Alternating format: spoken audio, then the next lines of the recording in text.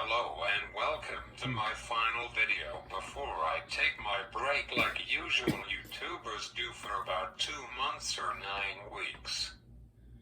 So last week, which is 8 days ago, I finished my 600 features that came with iOS 16. So now this video will be a great one to go out with a bang.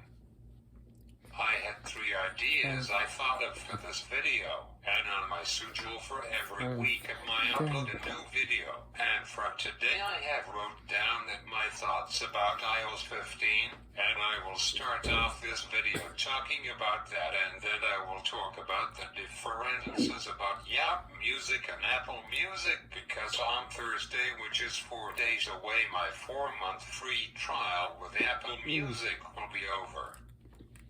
I don't know whether or not to buy it or not because my family already has got YouTube Music and they gave it to me. However, I don't know what I am going to do. I'm going to give you the final COVID update. And then for my last thing I am going to do is tell you all the Toyco 2020 final results and a sneak peek at where all the next summer games will be.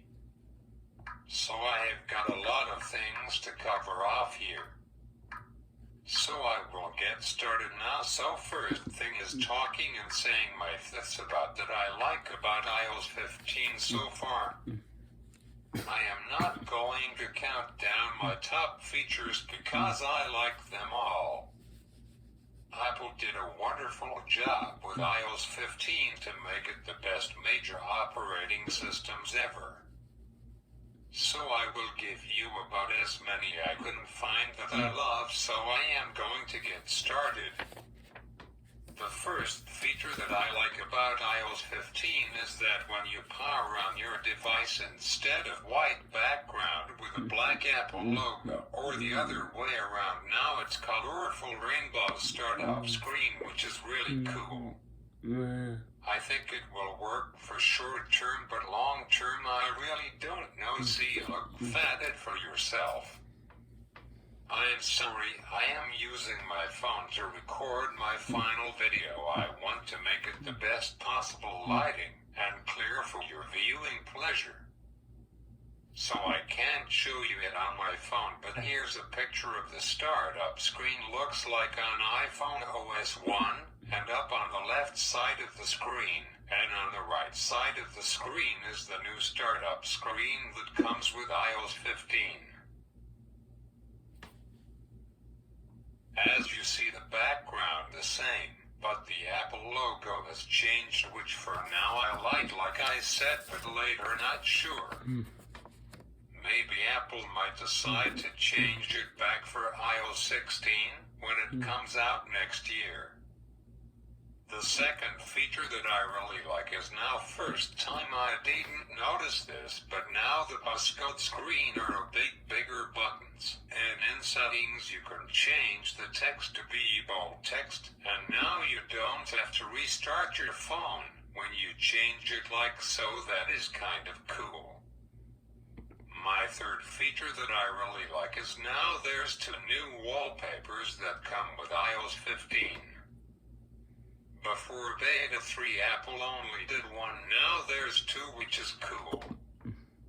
I really like it. Every year Apple will add some new wallpapers. Now I don't like Apple has removed all of the iOS 12 wallpapers as well as iOS 11 and iOS 10 and so on, which maybe they're not on the iPod Touch this year. Maybe you can get them on the iPhone or the iPad. But in 1 month when iOS 15 is released, I can show you if Apple does. Not all features will be on the iPod Touch, but some are. So the next features that I really like is every morning Apple on the lock screen says good morning to you and gives you the weather for the day, which Apple is behind with Google and Android on that. Feature number 5 that I like is when Faux or Do Not Dust Up feature is on. It shows you on the lock screen at the bottom of the date and time. Feature number 6 is now when you set up an alarm that you wake up to instead of scrolling it to the right time or typing it, and it now has both, so it's your choice. It is done by holding the time and the time comes up. Feature number 7 that I really like about iOS 15 is now when downtime is set up within screen time. Beside each app it shows a gold thing like so, and for the Notes app for typing a number instead of normal text it turned it into gold, which is really cool. Feature number 8 is I really like under Photos. It shows you the info of the photo, when it was taken and how many MB it will take up, and it works for videos too. It's really cool. Thoughts: a photo of my newer dog named Copper. He's a good boy for the most of the time, not all of the time. I really like when I call his name, he will come to me. He understands I can't say the C, so I just say Opera. I have got another dog named Toby, and he was my first dog that I ever got, and he's a bit of a strange dog. Not to be rude, he almost never barks and is really quiet, like you don't even know he's there, but he doesn't follow me like the way that Copper does. It's really sad. Anyways, enough said. Feature number 9 is I really like that now they have added a low power mode finally to the iPod Touch, and as well as battery percentage too, so way to go Apple, and it works great. Few more left. Feature number 10 I really like is now you have the same app on your home screen more than one at a time. I think in my other past videos I showed you that. Feature number 11 was now you can be able to have the Translate app on your iPod Touch and as well as on your iPad. Feature number 12, you can do a quick note only on your iPad, and you can go into a note right from the control center on your iOS device, which is so cool. Feature number 13 is now you can text non-Apple people when you are in a Wi-Fi zone on your iPod Touch, which is so freaking cool. I guess that feature will come on the iPad too, but I don't know. I haven't seen it. It probably does. Feature number 14, you can now have True Tone on your iPod Touch with iOS 15, which is super cool. Quickly, True Tone is set on automatically when you have a device that has got iOS 12 or later on your phone and iPod Touch, and iPads that have got iOS 15 or newer on iOS, which now it's just iOS 15. It uses advanced centers to adjust the color and intensity of your display to match the ambient light. If you turn off True Tone's display, keeps color and intensity constant regardless of changes in the ambient light. Now you know what True Tone is, and I really like this feature a lot. Feature number 15 is now there's a Cloud Plus, which masks your web address and Safari browsing activity from network providers and websites. It is an updated version of the cloud, and it's not just a storage service. It provides Apple users with privacy-oriented features such as private relay and hide my email. As the name suggests, it's an upgrade of the online cloud storage service called a cloud that Apple already provided it to all Apple users that are on the iOS 15 beta program like I am. It gives you 3 storage options. As you all know that Apple gives you 5 gigabytes of a cloud storage space for free, but you can upgrade your plan if you want more gigabytes, so you can rent it out. Nothing you own anymore. There's always a subscription to anything, to Apple TV, to Apple Music, to Apple News, you name it. Nothing you can be able to own anymore, which sucks. Anyways, the 50 gigabyte storage option is $1.29 a month, and you get also hide my email. Private relay home method, secure video and family sharing. Per year it costs $15.48. While that's not much for 45 more gigabytes, ask yourself this question: do I really need it? I probably won't need it because I have got 128 gigabytes on my phone. It's there if you need it, I guess. For the 500 gigabyte one, it costs $3.99 a month, and for a year it's $47.88. And for the biggest storage option available, which is 2 terabytes, which costs $12.99 a month, which for a year it will cost $155.88, and it can be shared, and the 50 GB one can be shared with your family. Wow, I think that's just wasted money.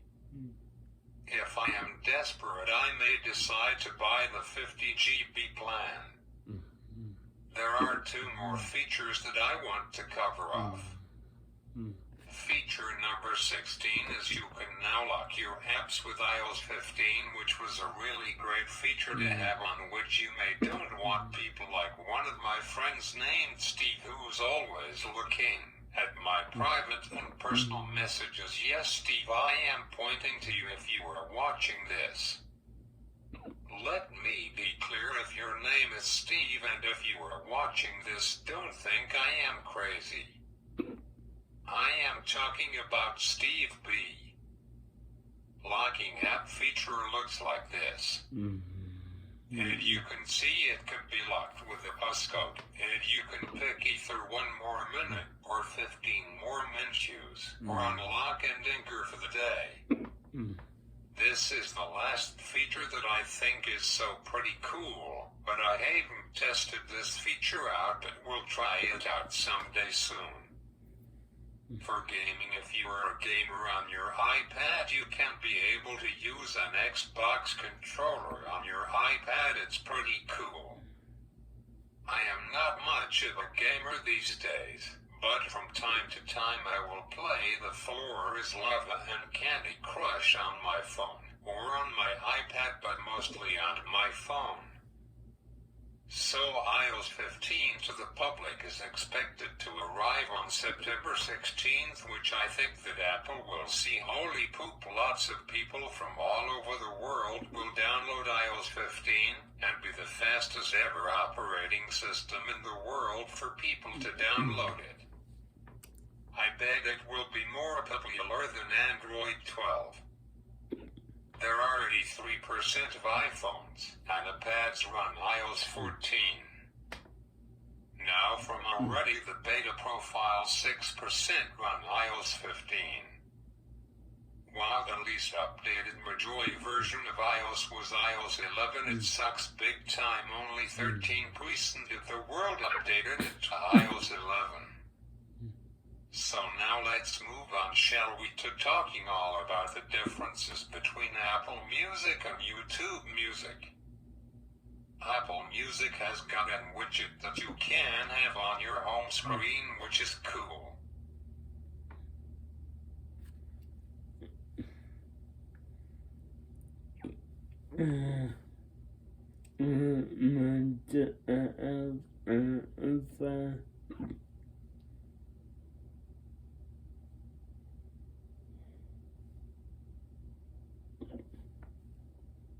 You can listen now. It shows you a music of what you listen to at the end of every year. It works with HomePod, HomePod Mini, CarPlay, and it even works with Alexia too. You have access to Apple Music Radio, which plays 24/7 every day. It's like Sirius's YouTube Music doesn't have that feature. You can see all about the artist from a single song, where they born and everything, which I don't think that YouTube Music has that feature too. It has got animated cover art. YouTube Music has got that too. You can see up next what the next 5 songs are after you listen to a song. You can search by categories in Apple Music for jazz or rap or pop or hip hop or country. You can see how popular is the song that you are listening to and how many views and how many times you listen to that song, which is really cool. I don't think YouTube Music has that feature. There's new music daily, not on Fridays, but daily it doesn't matter which day of the week it is. YouTube Music only has new music every Friday, and with iOS 15 you can share songs with your friends, which is awesome. You can choose which songs you want to hear. You can listen now. It shows you a music of what you listen to at the end of every year. It works with HomePod, HomePod Mini, CarPlay, and it even works with Alexa too. You have access to Apple Music Radio, which plays 24/7 every day. It's like Sirius's YouTube Music doesn't have that feature. You can see all about the artist from a single song, where they born and everything, which I don't think that YouTube Music has that feature too. It has got animated cover art. YouTube Music has got that too. You can see up next what the next 5 songs are after you listen to a song. You can search by categories in Apple Music for jazz or rap or pop or hip hop or country. You can see how popular is the song that you are listening to and how many views and how many times you listen to that song, which is really cool. I don't think YouTube Music has that feature. There's new music daily, not on Fridays, but daily it doesn't matter which day of the week it is. YouTube Music only has new music every Friday, and with iOS 15 you can share songs with your friends, which is awesome. You can choose which songs you want to hear. If you don't know the song or what song it is, you can just search a word or some words of the song, and it will find the song. New Music Friday of every week. Wake up to your favorite song by your alarm, which I don't know how to do it on YouTube Music, but there is a way to do it, but I don't know how to do it. There's 5 tabs at the bottom. Listen now. Browse. Radio. Library and playlists. It costs $10 a month, or $120 for a year, plus 3 months free trial. But there was a special in April limited offer 4 months, so I ended up getting it and then canceling my subscription, and it will end on Thursday this week, which at the end of this video I am going to give you my answer, or whether or not I am going to buy Apple Music or not. Apple Music has access to 75 million songs, and YouTube Music has access to 70 million songs. Unlimited playlists, and you can download 10,000 songs offline, which is crazy nuts. So that was Apple Music, and now we turn over to YouTube Music. YouTube Music has got an always dark interface, and Apple Music has got a daytime white interface and a dark interface at night. It has music from where you are from different radio stations, like my favorite of all time is 91.5 The Beat. I have listened to that station for over 10 years now.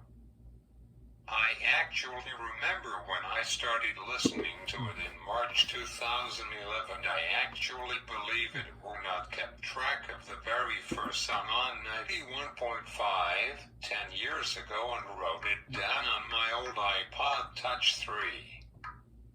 The song was Someone Like You by Adele, which is really cool and I still love that song today. I wonder what happening with Adele. Her last song that she wrote was written on November 4th, 2016, and it was called Water Under the Bridge. So it has been almost 5 years since Adele made new music. She, I guess, having a busy life looking after her children, but hopefully soon she will be working on making new music. Adele is 33 years older now. I just looked on my phone and Google told me that Adele planned on releasing her 4th studio album end of last year, but because COVID-19 had gotten postponed to either end of this year like in November or something like that, or beginning of 2022, which will be next year in January or something like that. Thoughts good.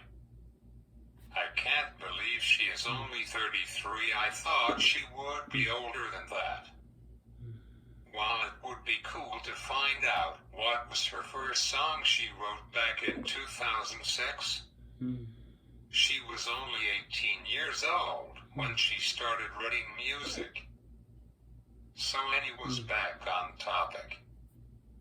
So when you first set up YouTube Music, same as Apple Music, you need to pick more than 5 different artists of music that you like anywhere from, let's just say, Justin Bieber to Billy Joel. Those were the 2 artists that came into my head just now.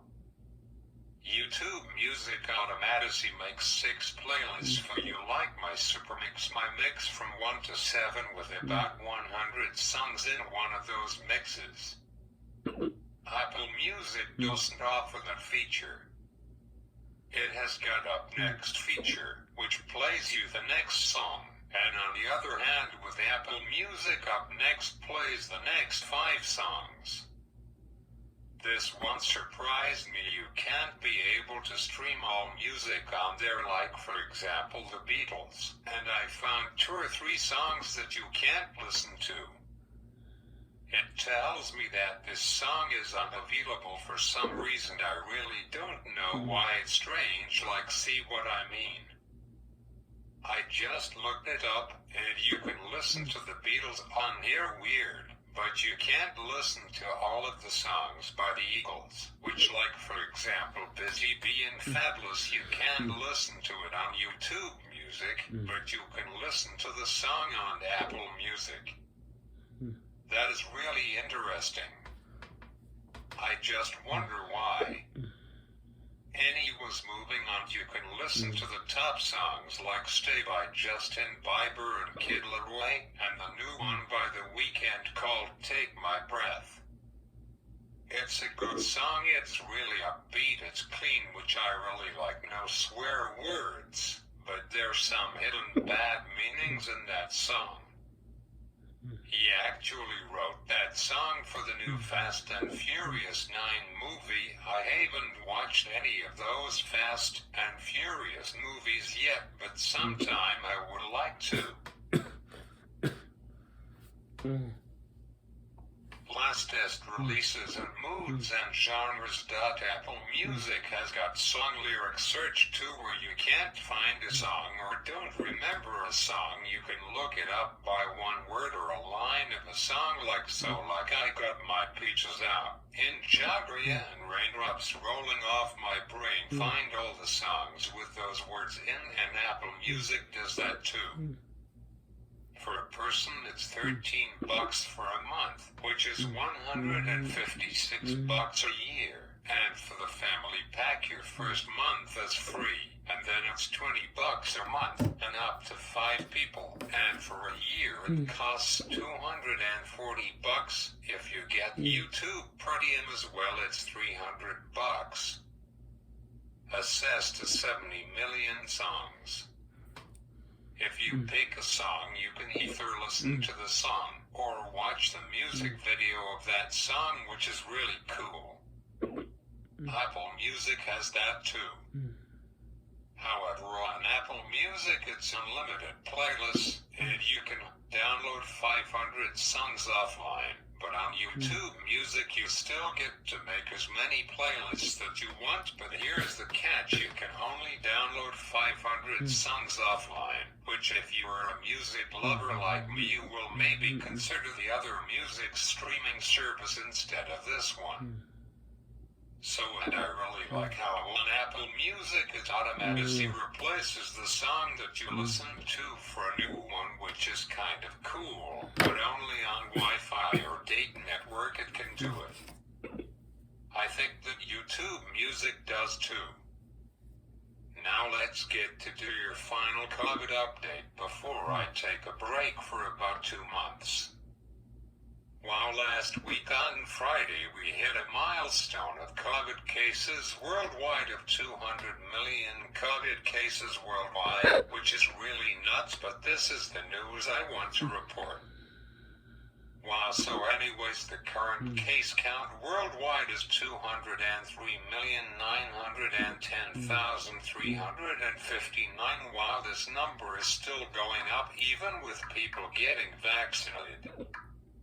If you get vaccinated, it won't stop COVID, it just reduces the chances that you're getting it.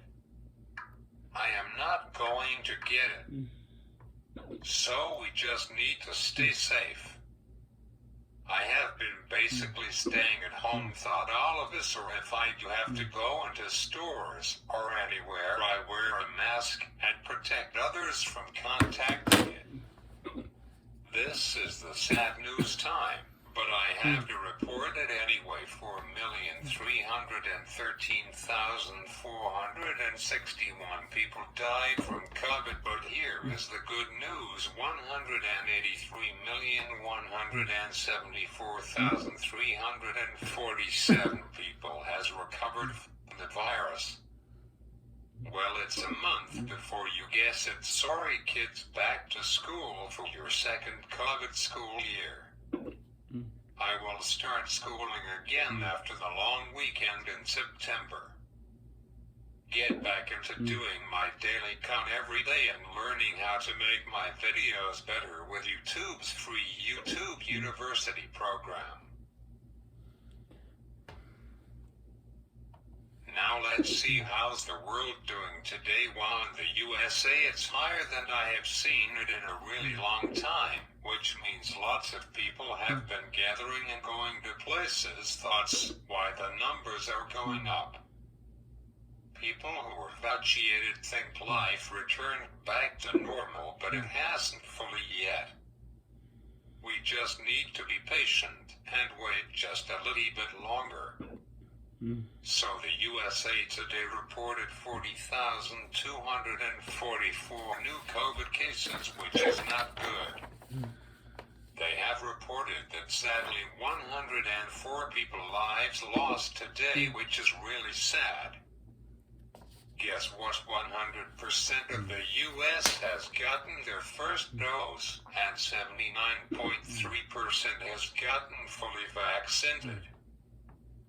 As for Canada today, we have gotten shit. I am sorry for my language, but for about 2.5 weeks we have been under 1,000 cases mark, but sadly now we are over. Today Canada has reported 1,096 new COVID cases today, along with only one death reported, which is the lowest that we ever had in terms of deaths in Canada. Wow, can't believe it, only 81.4% of Canadians got their first COVID dose, and 58.3% of people has gotten fully vaccinated.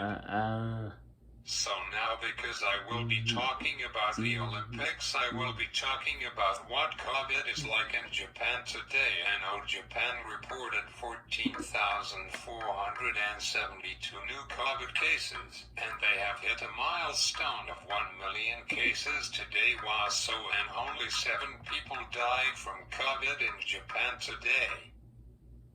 Out of 11,235 athletes competing in the delayed Tokyo 2020 Olympics that just ended this past weekend, there were 390 athletes who got COVID while being in the games this year, and what a big shocker for Canada this year. They saved their energy to the last few days of the games, and I am going to give you a final report of what happened this year in the Olympics, and it went great. I had watched most of it, and at the end, where I was able to record some of them. While there were 339 events, and there were 5 new events like rowing, table tennis, golf, and even bowling and baseball and softball made a comeback. It was a great 16 days, and it sure went fast. Can't believe it's over. So here are some of the best moments that happened in the Olympics this year. Sit back and enjoy this 5-minute voice memo that I gotten from the internet. Enjoy.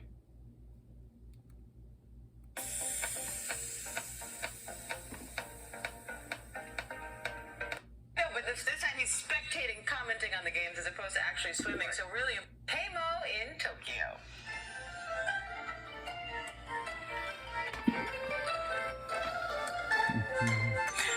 Kenneth Moten joins us live. Keimo, we know there was a lot of tension in Tokyo ahead of the games. What's it like there now that the competition has started? Well, I think people are still, by the way, hey Diane, we had a busy weekend, and I'm starting to get raindrops right now from that tropical system that's off the coast. So Tokyo is so much fun, Diane. I wish you were here. But yes, I will say that when it comes to, wait, what was the question you asked me again, Diane? I'm just wondering what it's like there. You know, there was a whole mix of, you've got nervous athletes, you've got concerns over COVID, you've got people protesting, and also people excited to see the athletes compete. So how is that all meshing together now that the competition has actually started? And again, we have a tropical system off the coast that I'm about to jump into hurricane, typhoon, mode here. Okay, so yeah, to answer your question, when it comes to COVID and the surge in cases and positive cases in the Olympic Village, of course, there's a tension on that. There's a focus on that. But when it comes to these athletes after the opening ceremony on Friday, Diane, I can say after going to some weekend events, the focus and the attention really has turned to the athletes and their performances. We saw some incredible feats by these athletes. We saw some incredible athleticism, and they're really standing out here because, yes, there are no spectators in the stands, but they're coming inside those venues, and they know they have a job to do. They're looking for gold, and they are looking for a chance to shine here when there are so many, there's a cloud literally right now hanging over me, but there's a cloud over these games, so many negative headlines, and so these athletes have a lot on them, a lot of pressure as they worry about their health and safety, and so I will say things are still tense, but the focus really has changed toward the athletes. Now, women's gymnastics had a surprisingly shaky start in the qualifiers. So how are Simone Biles and the rest of the team looking going into the finals now? Diane, this one's a funny one to me because I've heard over the past 24 hours or so, everyone talking about Simone Biles not having a good day, Team USA Gymnastics not having a good day. Simone Biles, literally in her best two sports there and exercises and what she's known for floor in the vault, she did not do that well in. She said she did not do well in. She said she had a bad day. And I started thinking, Diane, we've all had a bad day. It's like me coming on the air and stumbling through a live shot, right? I'm like, I didn't have a good day. but I got through it. Simone Biles is the most decorated gymnast in this world, one of the most incredible athletes, and she just was off just a touch. And we're all like, and people were like, oh my God, Simone Biles, she was not good that day. Simone Biles is incredible, and she still has a chance at gold.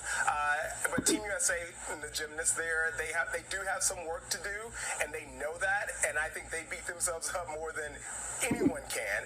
And so I think they figure they're working with their coaching staff, of course, and they're looking at ways to get better and have a better performance. And so all eyes will be on those gymnasts tomorrow. I'm hoping to be in the venue tomorrow.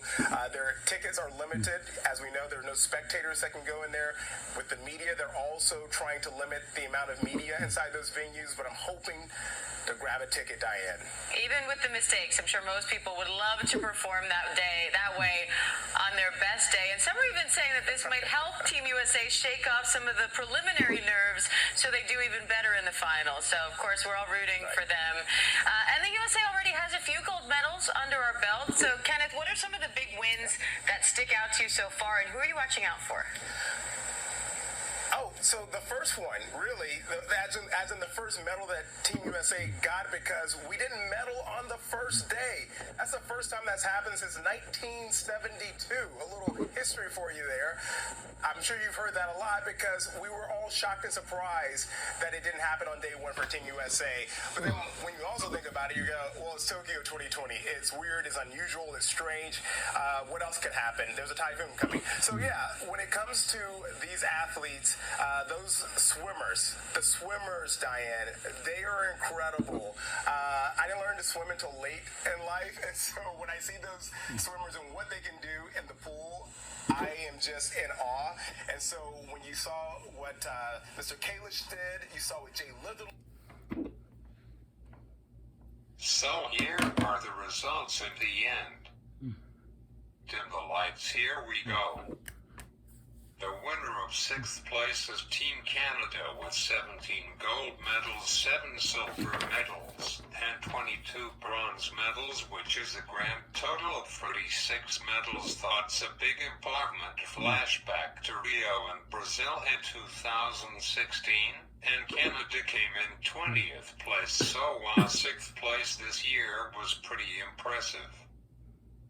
Way to go, Canada. Now for the top 3 results. In 3rd place, the winning team was Russia with 71 medals overall. You can see the medal standings online. If I tell you, then this video will be pretty long, and this video is pretty long already, may even be my longest video ever I did. I wanted to end off with a bang, and so I did covered a lot of stuff.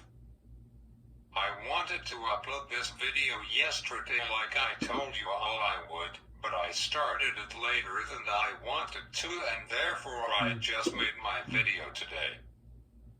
Wow, I spent in total at least 5 hours or more on prepping for this video, with about 400 lines of words that I had typed for this video, which it flew by because I always had fun making my videos. So the team that came in 2nd place with 100 medals overall was China, and this team did it again 2nd year on top 2016 and in 2020. But really it's 2021. It's the USA with 113 medals overall. Back in 2016 they were on top with 120 medals overall. Well, the next Olympics Games are less than a year away, and Beijing for the Winter 2022 Olympic Games is going to happen from February 4th to the 20th, and it will interfere with the 56th annual Super Bowl happening right in the middle of it on the 13th, which is before Love Valentine's Day. Some of the teams are getting ready for their next Summer Games, which will be in Paris, France in 2024. I just wonder if it will be postponed this year to 2025. I just wonder. Well, as always, thanks for everyone who clicked on my videos. I really appreciate it. I will come back to YouTube doing my videos in 2 months from now, which will be on October 7th. And I will be starting something to celebrate Apple's 15th anniversary of iOS for the next 15 weeks from October 7th to January 27th of the new year. It will be an awesome 15 weeks. You don't want to miss that, then it will be awesome. So guys, have a great rest of the summer, and the school year starts soon along with iOS 15 release, Apple Watch Series 7, iPhone 13, AirPods Pro 3, AirTags, and so much more. Anyways, I am the accessibility guy, and until next time, peace out and take care of one another, and stay safe. Let's see what happens with COVID for when the 2021-2022 school year starts. As always, remember to subscribe to me if you haven't already, and thanks for my 30th subscriber that I got yesterday. I really appreciate it. Until next time, bye. Bye.